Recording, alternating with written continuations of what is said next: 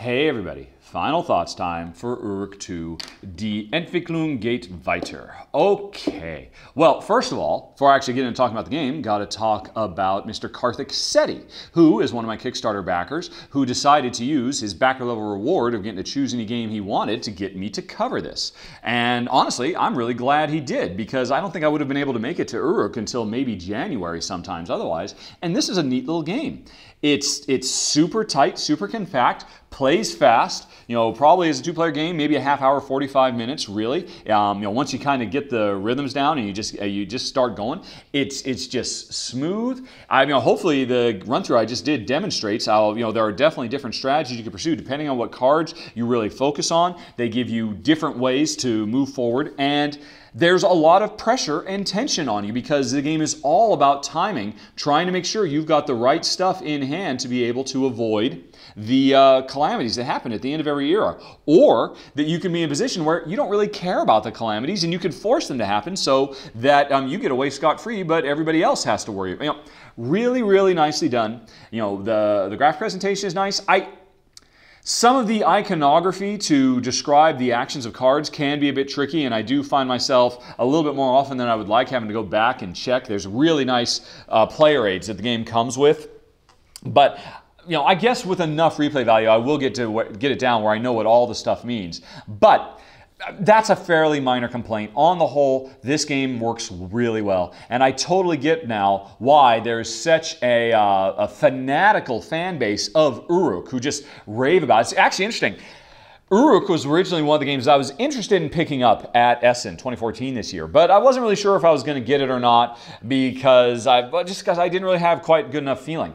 And then my voters, who actually chose which games I would seek out at the show, it didn't get enough votes. So I kind of said, to heck with it, I'm going to take a pass. But then there were a few people who made such impassioned soliloquies on Board Game Geek about how great it is. They pretty much convinced me that, okay, I should seek it out in spite of the fact that almost everything was going against it. And I went and got a copy. It was, it's a tiny little box, hardly costs anything, a really reasonably priced game. And man, I am really happy I got the copy because it just turns out to be a fun, sweet, fast-playing civilization game that really scratches a good itch.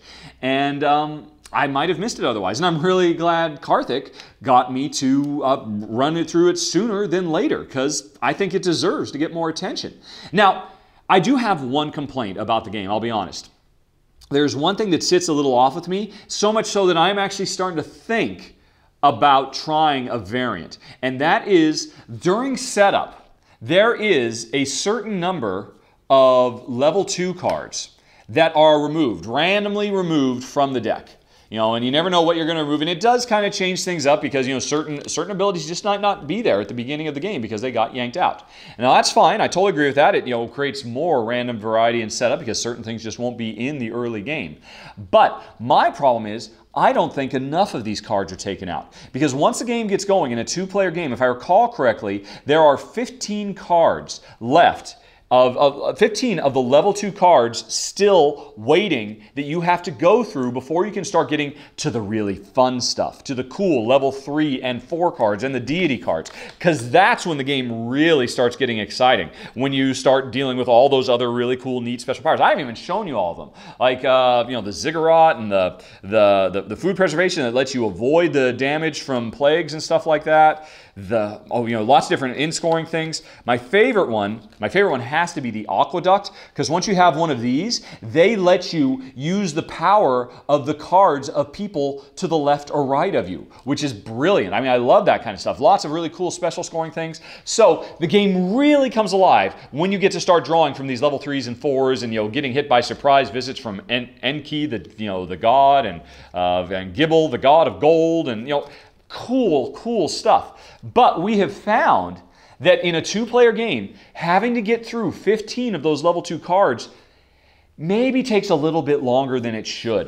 And it's interesting, if you play this as a 4-player game, if I recall correctly, there are 20 cards left over 20 level 2 cards. And that means with 4 players, pretty much each player has to dig through 5 of those cards before you get to the fun stuff. But in a 2-player game with 15 cards left, each player has to get through 7.5 of the level 2 cards before we can get to the level 3 cards. And I just don't like that. I'm really starting to think that I will remove 5 additional cards in a 2-player game so that the ratio remains the same as in a 4-player game. Each player has to dig through 5 cards. I think that should be the way it is at all player counts. So I'm going to change that, and I think that will instantly and easily solve our only real complaint about this game, is that it just starts a little bit slower than we'd like. And we just have to kind of grind through getting those level 2s out of the way before we can get to the fun stuff. So I'm definitely going to give that a try, but even still, that's a fairly minor complaint. Because when I complain about, wow, yeah, it starts out a little too slow in a 30 or 40-minute game, that's not the end of the world. The game is still going to be over pretty quick. It feels like I'd like to get to the meat of the game a little bit quicker. And so other than that, I think it's a neat, great game. Definitely a keeper for me and Jen. Love how it's nice and portable. This is a really great game to take on the road. Actually, the box is perfect to be able to take this and several other card games. This might become my go-to. Just throw all our travel games into one box. I really like this box size. It's very unique.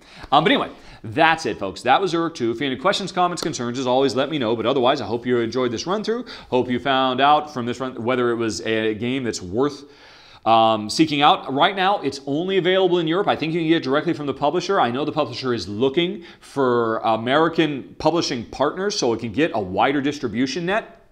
But in the meantime, go on Board Game Geek and you can probably find a way to get this from overseas. Although, of course, you'll have to pay a little bit more shipping if you're in America or, well, basically if you're not in Europe. But that's it. Thanks for watching. Talk to you later. Have a very nice day. Hey, Karthik. Bye-bye.